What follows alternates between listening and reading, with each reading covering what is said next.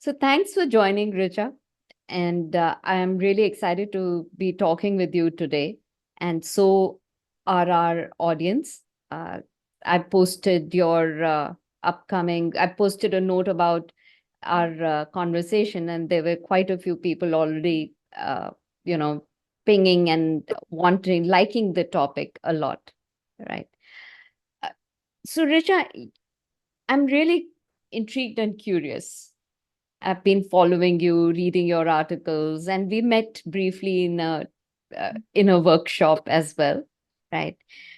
You've had an amazing journey. You studied in India and then you've been working in different countries. So, with this rich background, which cuts across different cultures and countries, how has this journey shaped who you are today? Hey, thank you. Thank you for having me, Sonia. And I'm also super excited to be here and to talk to your audience. So, yeah, this journey has actually been a very important part of my life. Like, it's been well intentioned and well planned. All the moves that I've had, that was one of the biggest goals I had in my life up to a certain point.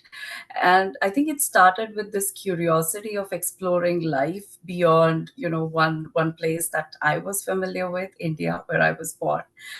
And along the way, yeah, all these multicultural experiences, meeting different kinds of people, I think this has just brought about a very different learning, opened up to ideas that I would previously have not even considered. So I'm really grateful for that experience. And moreover, it has changed my outlook about India completely. Because growing up in India, and belonging to a middle class family, we always hear about, this struggle that our parents had to go through. And, it's a large growing population and the kind of culture, the political history we've had. So uh, we learn to appreciate the challenges, but we sometimes overlook the good part that comes with it while growing up. And it has taken me all these years to accept the good that comes with my conditioning, which is my work ethic, the courage, the determination, the resourcefulness. All of this I owe it to my roots. So if asked me this question 10 years ago, I might not have been able to answer it this way. But yeah, like I've really been able to appreciate my country better after and my upbringing better after experiencing all these different lifestyles. Awesome. That sounds like a lot of learning and experience behind what you said. And I, I don't want to guess what it was, but what were some of those things that helped you through these transitions? For example, when you finished your education and then you moved to a workplace, a corporate environment, then countries, what were those one or two things that really helped you build a mindset, helped you make these transitions? That's a great question. So I would say there's like typically two things that I have focused on quite intentionally. Like first, the definition of success. Like success in itself is quite subjective, right? Like we can tie our success to all the external parameters and still end up feeling quite empty inside. And then there's this internal parameter. So I have only measured my life until now with three parameters. Like first was getting married to the right kind of guy, because I think I kind of took for granted the kind of education and, let's say, the opportunities I was getting for academically and professionally. So that was for granted. Like I didn't have to strive too hard once I was on that path. But where I had to strive hard was like being this independent woman, and getting to marry somebody that could match those that intellectual level as well. And the second parameter was having all these experiences, being able to move to different countries and get that exposure early on. And the third was having a child. So all these three were like very well planned ones, but also the parameters that have shaped me into who I am. And my success is was actually getting these things in the right way at the right time. And that perspective came on as very late. Like earlier, I used to get perturbed when I saw that, hey, other people were chasing different things and they were getting different outcomes, and you tend to get attracted by that. But then the way I reframed myself was that, hey, this is not what's important for me right now. What's most important is that I get this family, or I get these experiences, learning wise. So I think that's very important to be clear of what exactly you want, because we don't get everything in life. And that's why it's really important to pick and choose what we would want our experience to look like, so that we don't have too many regrets. All right. And another thing, sorry. No, no, please go on. Yeah, and the other aspect is learning I is something that, that's been very critical to me. I've always been very curious, and learning opens up these new paradigms of your own blind spots and biases that you would otherwise overlook. So yeah, like all this experience, the key thing that has helped me is experimenting. Mhm. So experimenting without knowing how it's going to turn out, and being willing to pick myself up and try again, and not knowing the outcome, of course, but still going on. So yeah, I think those are the two things. Just being very clear what success is, and being open to experimentation and learning along the way. Yeah, I find this very interesting, and I often see it in come across it in your articles as well that you write. And I have them on my notifications, so they pop into my box. Uh, i- the point around your self awareness, how you've learned to, uh, like you shared just now, figure out what's important for you without getting distracted by what everyone else is doing, which is very easy. It's a very competitive world. And I think we all go through those phases. So I really admire that about your also your sharing it in a very open and transparent way. It's not it's not usual and easy for people. So that kind of brings me to my other question and thought, which is in your different roles, right? In your role as a leader, as a parent, you're a parent, mother, as a wife, what does the word learn mean to you?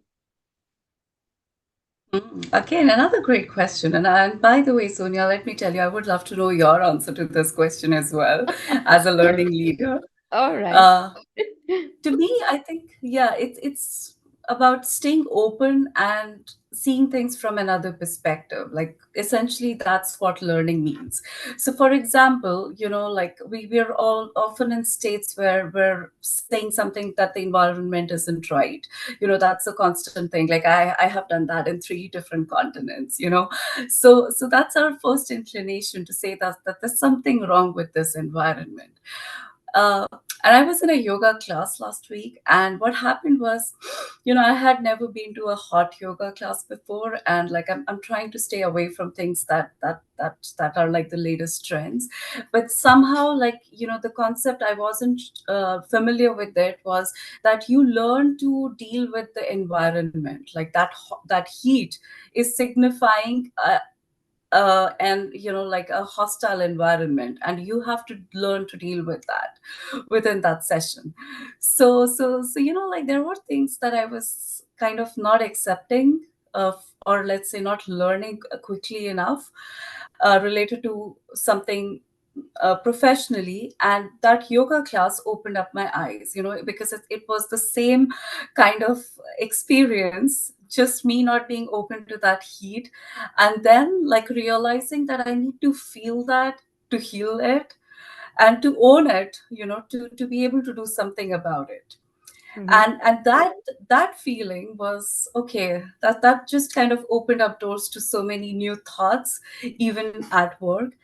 So yeah, like just staying open to different perspectives. And sometimes it's not easy, with all the experiences we've had.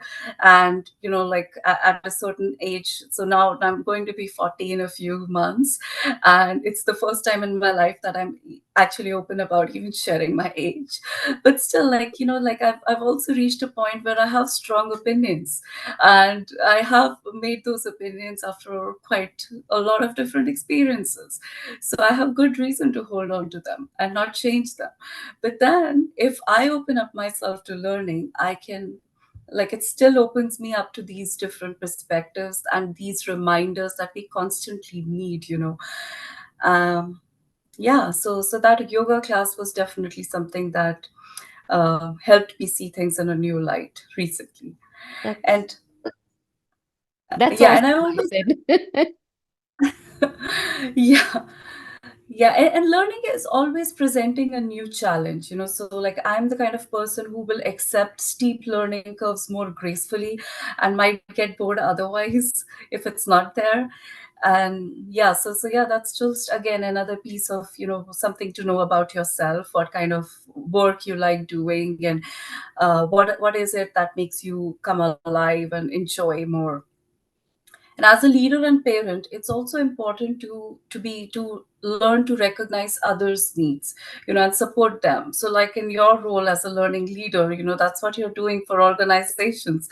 But in all our individual capacities, it's something that we need to do every day to be able to support the development of our teams and our kids better, right? So that's also something which has come about to me as another thing to keep in mind about learning.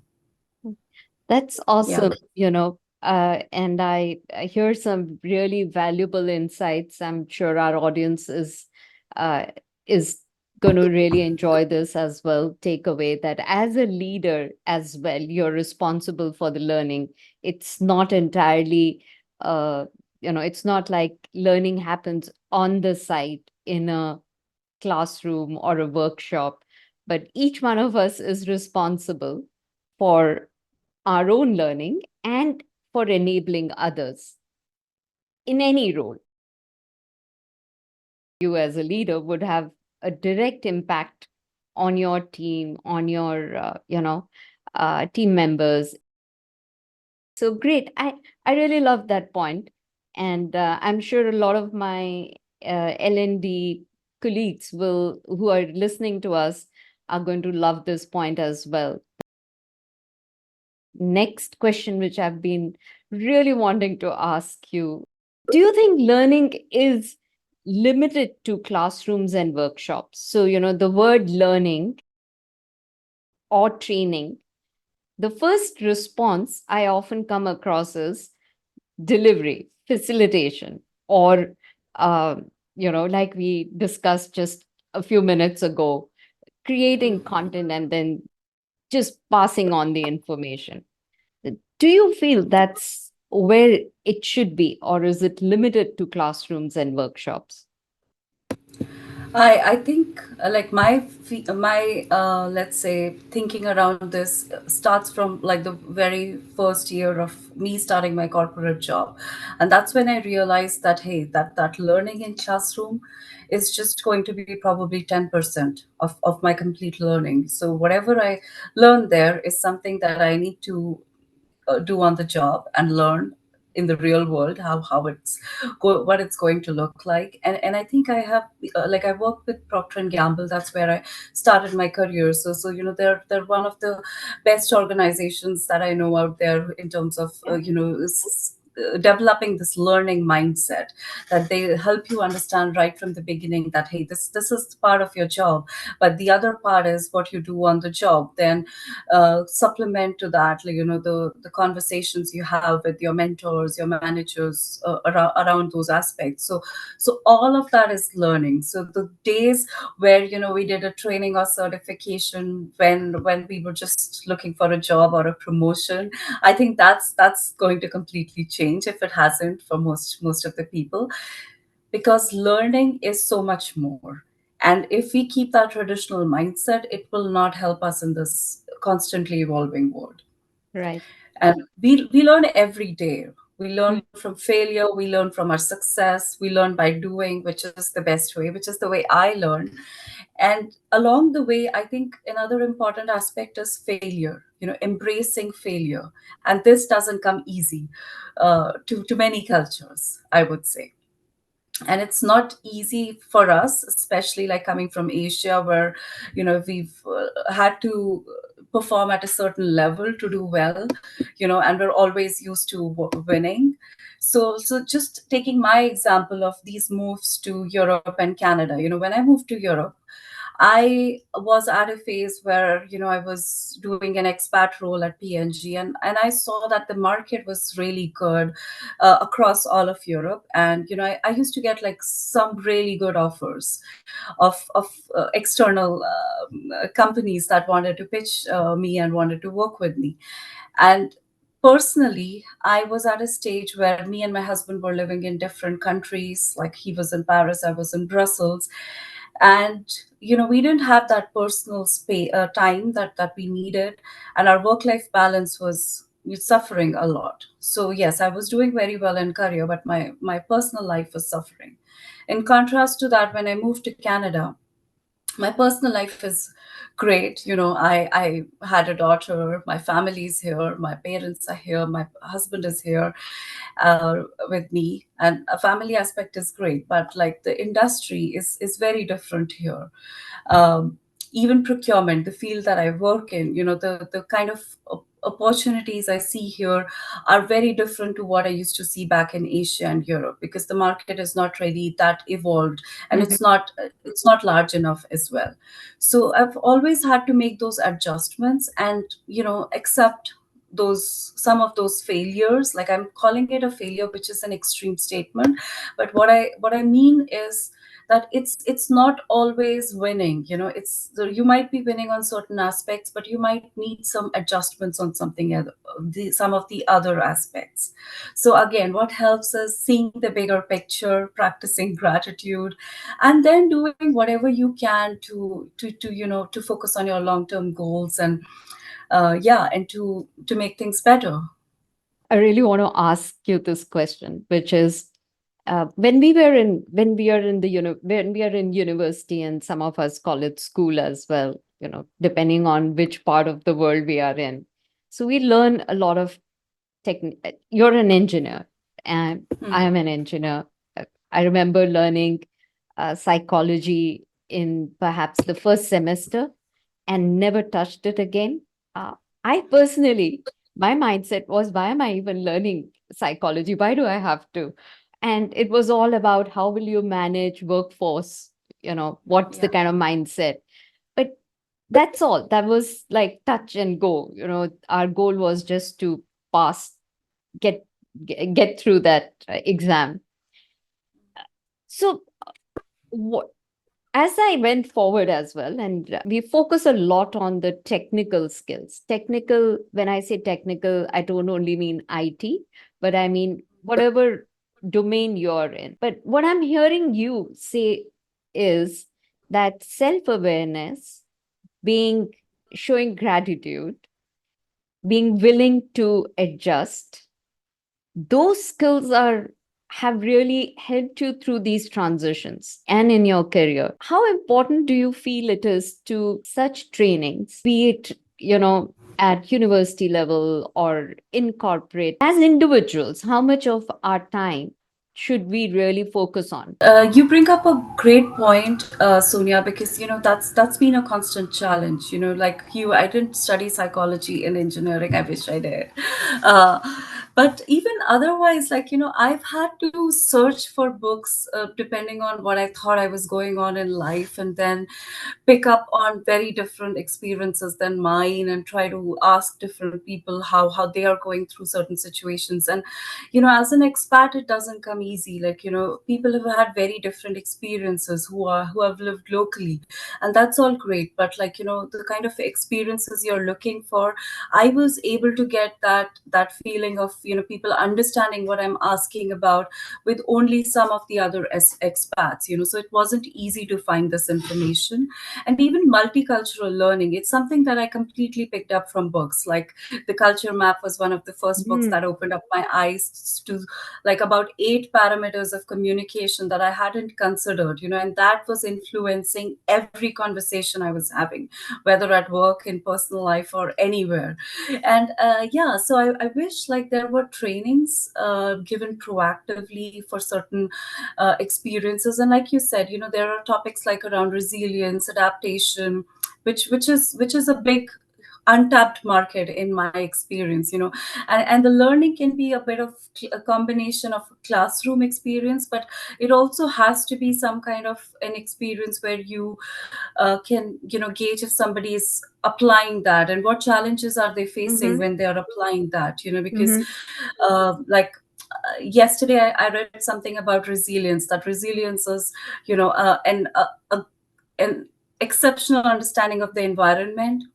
Second, being very clear of what's meaningful to you. And the third is being able to adjust and adapt as you go. So, all these three things, like how am I doing against that? Once I'm out of a classroom, it's something that people would like to know. So just right. sharing my thought as somebody who has experienced these issues and learned by making mistakes. And of course, like that learning is a journey, it's never finished.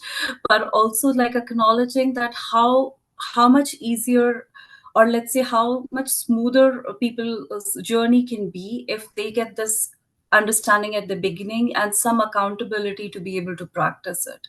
So just something to think about as a learning leader Yeah. you know And I hope all our learning leaders are taking notes. and that's a great point, and I love your insight here. Like I said, and I've mentioned a few times, I do read your articles, your writings, and I love the uh, you know transparency, the vulnerability in your articles to a great extent. And uh, and one of such articles was where it said three corporate lessons that you learned. So uh, what elements do you think a leader should focus on when it comes to nurturing and developing their team? Some more insights on it. Yeah, sure. So thank you for, by the way, mentioning my article. I think that was something that was very well received as well. So as a leader, I think there are practices that I have adopted over the years, which haven't come easy. But I think some of the most important ones are being more open to listening, and being the one who's asking the tough questions sometimes, to be able to understand the situation better. The other aspect is just being open when you make mistakes. And Mm-hmm. I've learned that it's not the same as apologizing, Mm-hmm. right? Like we tend to over apologize and over apologize sometimes as women, and that's not helpful. So Mm-hmm. what I've started practicing more is to show that the feedback is well received, and to make to adjust my behavior. Even with my daughter, I do that now. Mm-hmm. So when I say sorry, I just don't want it to be a sorry. I was like, okay, I am like, mama, you didn't do this for me. So I would be, okay, next time I'll do it properly.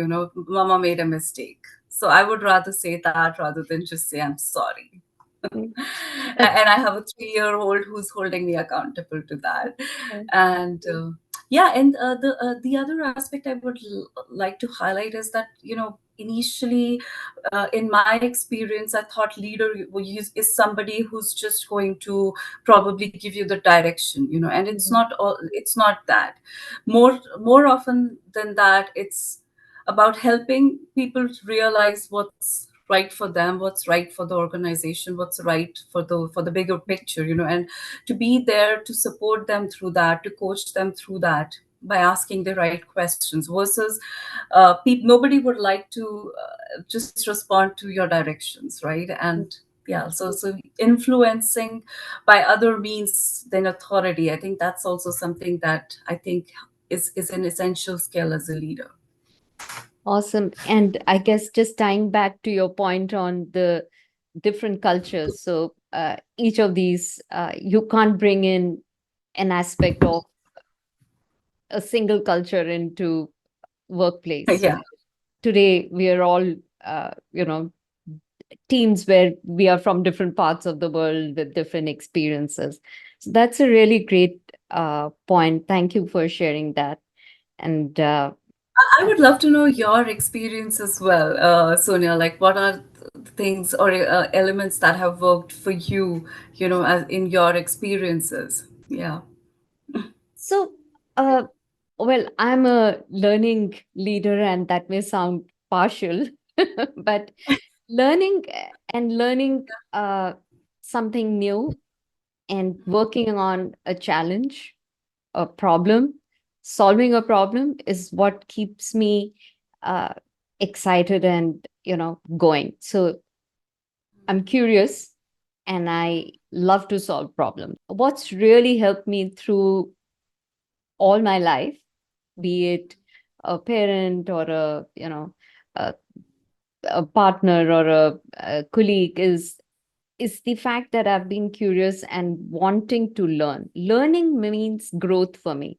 Learning means a lot of things that you brought up resonate with me. It is about being self-aware.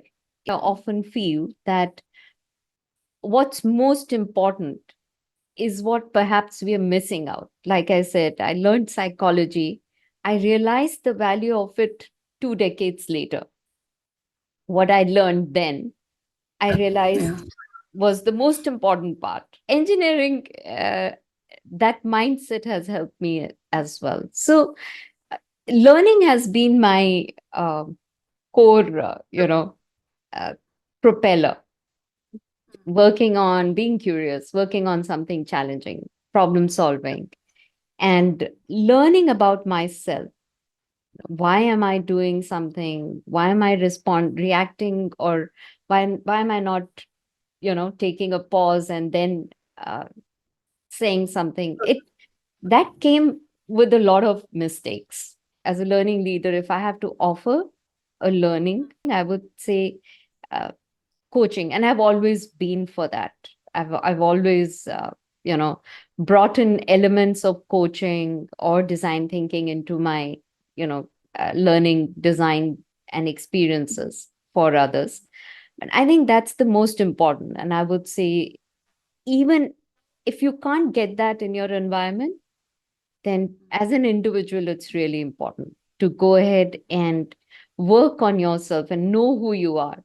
And I think AI, these are the skills that are going to be the most important, you know, That's true. problem solving, curiosity, critical thinking. If I don't know how to think critically, I won't know when to use it and when not to, right? Resilience, like you mentioned, resilience is so important. Sorry.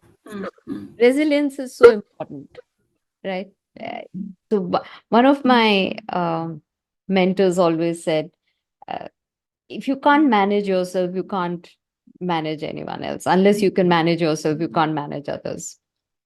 So, Yeah. let's back to you.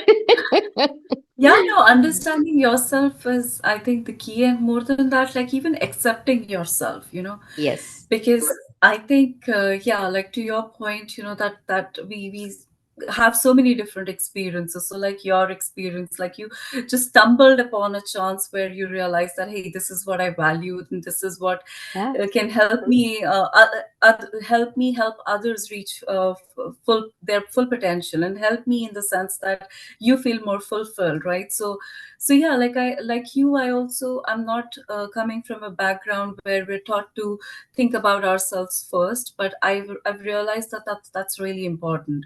To be able to serve others, first you need to understand and accept yourself. And that understanding, sometimes, yes, we can use the tools that are available, and that curiosity helps, but accepting ourselves is sometimes a whole new journey as well. I think that's the toughest part, to accept yourself. But the beginning Yeah, is to understand. You're not kind of blinded by, you know, who you think you are. Yeah. that is true. That's Thank great. you. Thank you. Thank Very you. wonderful insights. Oh. Yeah.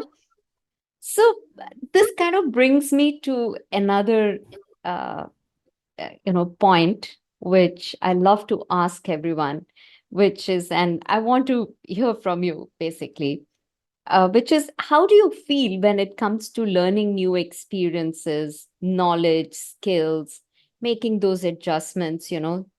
This, do you feel that as uh, overbearing, chore? What's your feeling at that point when you have something new to learn?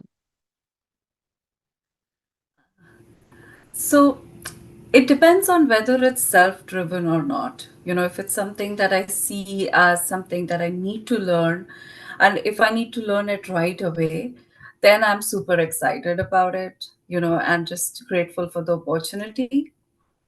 But if it is not, then, I have to align my vision, either understand like why is it needed right now, why is it needed, and second, why is it needed right now, and then make up my mind so that when I show up for that, I have the right energy and plan. Mm-hmm. But more than that, this, like I'm on this spectrum where I have too much that I have found for myself that I need to learn, and then I need to prioritize. So it's more of that situation that I'm super excited about a bunch of things, and I need to narrow it down to a few to be able to give them the right justice, and like, take the time to absorb those learnings. So this has come with time, but like, when I when I heard your question, I felt like, okay, this I don't face this problem as much. What my problem is just managing that tendency to try and take on too much. Right, right. Oh, what about you? How does it Oh, work for you, I Sonia? think I'm very similar. I usually always have 10 things that I have to learn. And I have, I mean, sometimes I learn things which are completely, people tend to learn and wonder, why are you learning this? This is not your line of work, but I'm into it and I'm learning, and I have like a list of things. And I have to get through all of them. But prioritizing can be tough for me when it comes to learn something new. And I've done things like gone and done a boot camp on UX, and I designed a mobile app, so on. So I resonate with your point on, you know I have 20 things and I have to prioritize. I have a different problem.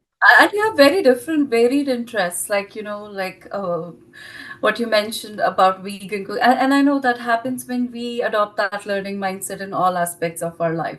And then you have, like, you are a core, like, when I look at your posts, I always get this impression, wow, it's way too technical. I don't even understand all of that. So yeah, having that technical experience, and then you try to balance it out with, all these other topics, rich topics like resilience and learning, and yeah, so that's pretty fascinating, Sonia. Thank you. Thank you. That's good. Yeah. So I read in one of your articles, and you can see that I read a lot of your articles, and that your role model is your grandfather, right? So how has he shaped your outlook uh, in life? Yeah, thank you for that question. Yes, I've never talked about him. I've been meaning to write a full-fledged article about him, but it's just one of the things that I want to do proper justice to, so I haven't done it yet.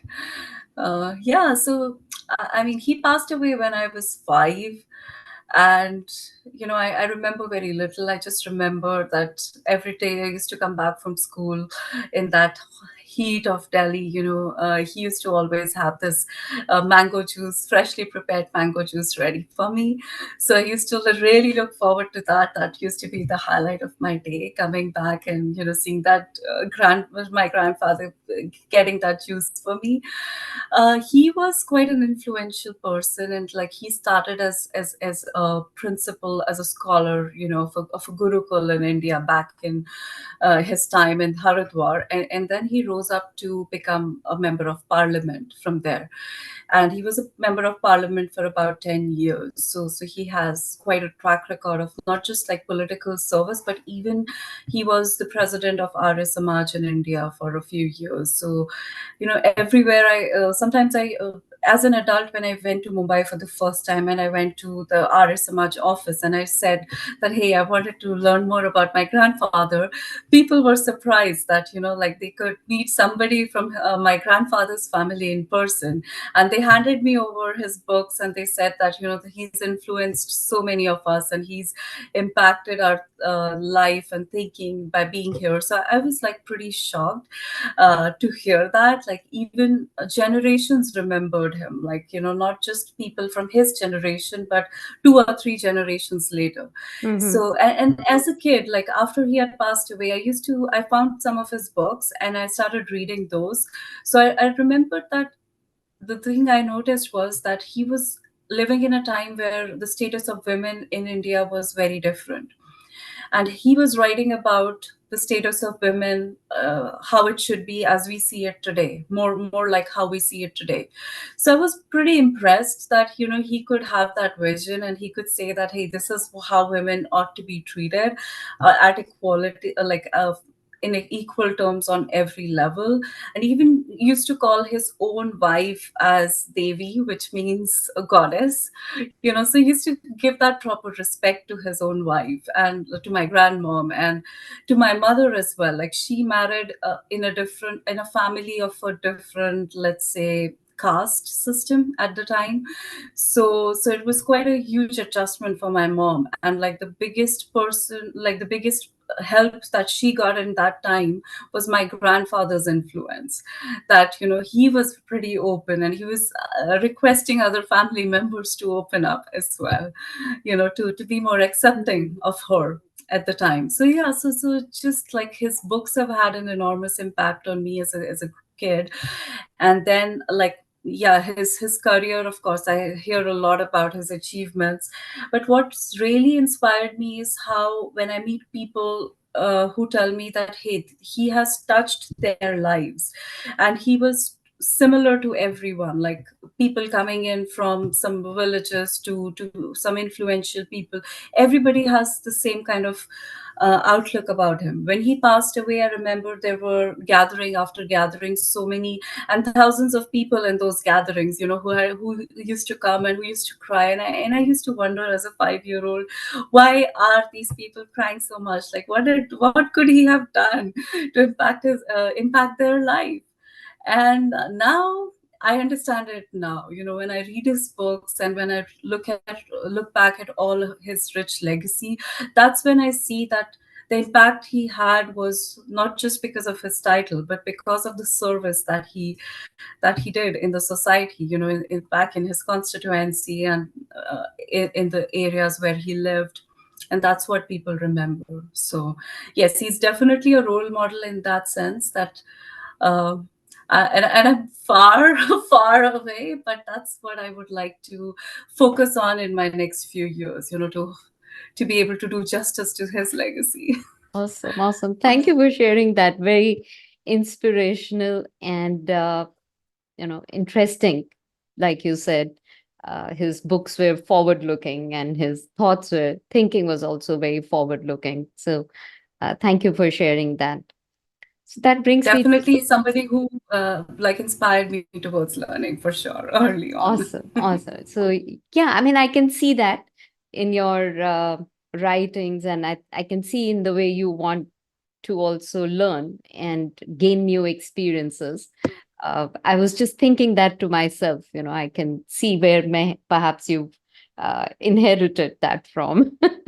So, thanks. Yeah. So that brings me to my favorite topic. You would have seen is about AI. So, with all the buzz right around AI, I'm curious to know what is your take on its impact. What's your take on AI? So I like that. That's my common approach to all the new technologies. Like I've never been afraid of them. So Mhm. somehow, I've always been curious and excited about what's coming.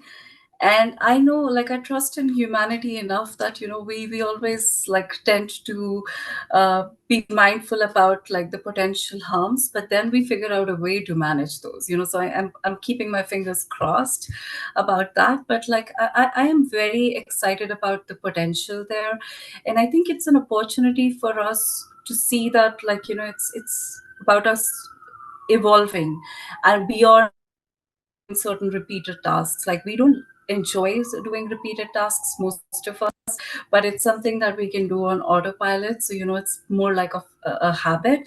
But if Mhm. AI can take care of those repeatable tasks for us, that's an opportunity for us to be more creative, right? And you and I, we're so like, we like to write, right? So we have that creative let's say we've nurtured our creativity. Right. And so yeah, like, I don't think we can think of it in any other way versus seeing the opportunity there. And I always like to come up with new ideas and new ways of doing things in the work that I do. And like, I also look at where the market is trending. So Mm, World Economic Forum, they have predicted certain skill sets as the skills of future. So mm. skills like collaboration, technology, creative thinking, learning, self-awareness, like, these are some of the skills. Yeah. And these are a lot of things that we've talked about today as Yes. well. So yeah, like, if you're focusing on the right things, I don't think we have anything like, we need to be afraid of AI. And yes, there will be a day when singularity is achieved. My husband is into AI research, so he keeps telling me that Awesome. that day is not far, when singularity is achieved. I think I'm more curious to see how that will look like. But I also like, maybe this will come as not a new thing, but like, I really like the fact that we're investing time into understanding our stories and sharing them, and building that as a brand, as an equity, because I think that's what's going to separate us in the future. If we understand ourselves and we are willing to share our stories and, be open to that learning. Absolutely. I so totally agree with you. And I think today we've talked, today hearing you and hearing your transitions and what were the key things that have enabled you to move and make those shifts. Very clearly, the skills that are being looked at as the skills for future, which is not far, right? The future is here. So very clearly, those are the skills I believe that enable individuals and groups or teams to move forward. Always they can. The coming time, it's going to become even more important. So yeah, interesting. And Yeah, I mean, you are. I see you really understand it well, and like, you're using that a lot in the work you do. So you would be seeing, like, do you sense some kind of hesitation still in the market around using AI? it's a cycle, right? Change is a cycle. It's like first you grieve why it has happened, and then so on, so forth. You resist, and it's it's true in every kind of change, whether it's small or big, I believe. And even if so I was trying to evaluate myself. I believe I like doing new things, but am I 100% like the moment I see something new, am I like into it, or do I also hesitate for a moment? So yes, to answer your question, people I think are still trying to figure out. They know, I think one understanding is clear, that it's not going anywhere. Over the last year and a half, it's very clear that AI is here to stay, and organizations have started adopting AI as people are still hesitant. The day, someone was asking, and I believe a bit of hesitation comes from not knowing what it is, not trying to use it, trying to figure out what it is, right? And reading and listening, and then kind of thinking, oh, uh, I mean, some people, some don't even believe that it can give you the right answer, right? We Yeah. believe it's like Google, right? When we say something, hey, I've Googled it. Google is like the Google search has become, I'm sure when it came, I don't even remember when Google search, when I started using Google search, but I always believed in let me try and then validate whether it's. Hmm. But to answer your question, yes, there is still hesitation. There, people are still trying to figure their way out. How it can it be used? What will it be helpful? And this is just the Yeah. start, right? And you mentioned a great point that it's not understanding what AI is actually, like Yes. that's the root cause. So if people like who are in that early stage, if you want to recommend something, Sonia, for them, like what could they use to build their knowledge? And sometimes yes, like it won't exactly be going to an AI tool and using it because they have their mind. But is there like some resources that you suggest to people There to are build their very, understanding? yeah, there are some very good resources. Microsoft has some very good free courses. Okay. They free. AWS as has as well. But I say Microsoft because Microsoft Copilot is accessible to everyone, right? Uh, Chat GPT themselves on their website, they list quite a few resources. You have to just go and search on their help. Uh, my best suggestion would be follow someone on LinkedIn and Okay, great. Thank you. Thank you for those recommendations. thank you. Thank you for asking. Yeah. So, Richa, you've several transitions, right? You've moved and uh, to me, it sounds like you were curious to explore. What advice would you give to our audience when it comes to, uh, you know, the importance of learning and how they can uh, make transitions in their career? What should they bear in mind? So this is something that I read recently, but I always have experienced in my transitions. I was always excited about the change. So that's like the first step. Like if we are positively motivated by something and we see the opportunity in it, we're optimistic about it, then we'll do our best to make things work. But at the start itself, if you're not really open to making a big change, then that's something that you should first address, before trying to make any kind of change in your career or in your life. The second aspect I would say is make room for learning, and all forms of learning, structured, unstructured. um, like even for me, learning as a parent is so important. I have a 3-year-old who I didn't think was old enough to know the national anthem, Indian national anthem or Canadian national anthem.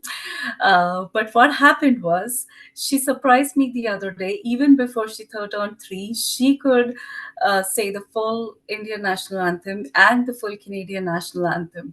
So Canadian national anthem, I was not surprised because she picked up Yeah. at her daycare.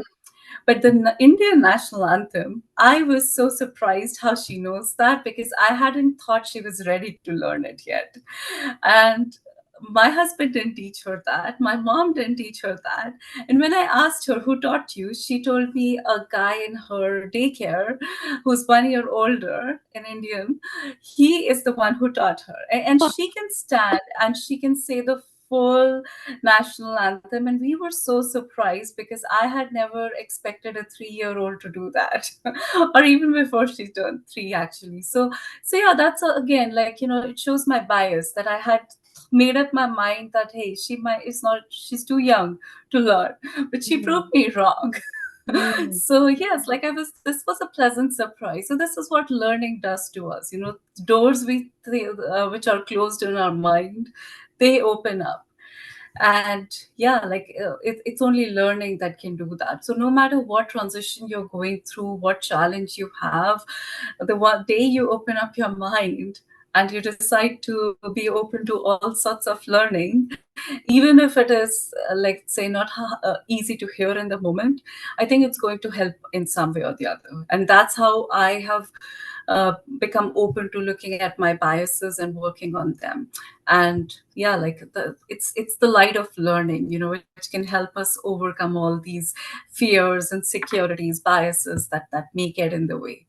So yeah, that's all I would leave. First, being open to that learning, really open, and being optimistic about it. And second, then just implementing it in what we do. Awesome. Great.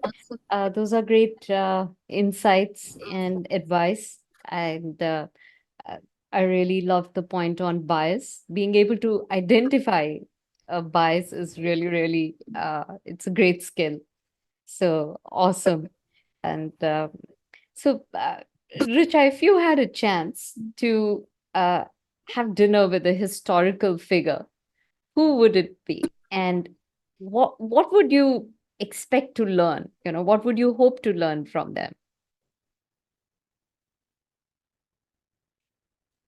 So I think the easy answer would be my grandfather, but I've talked about him. So let me challenge myself in thinking about someone else.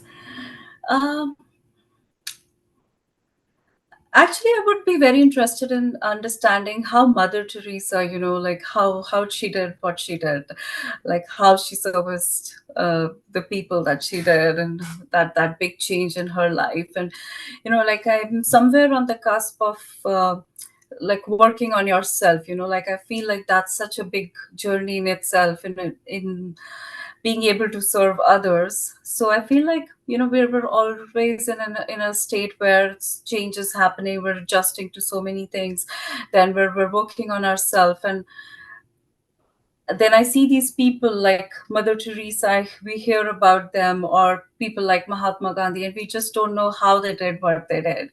Like how could they open up so much? So I would be really interested in seeing how Mother Teresa would have, like what made her change, because we're all brought up with certain conditioning and with certain ways, and it's hard for us to change later.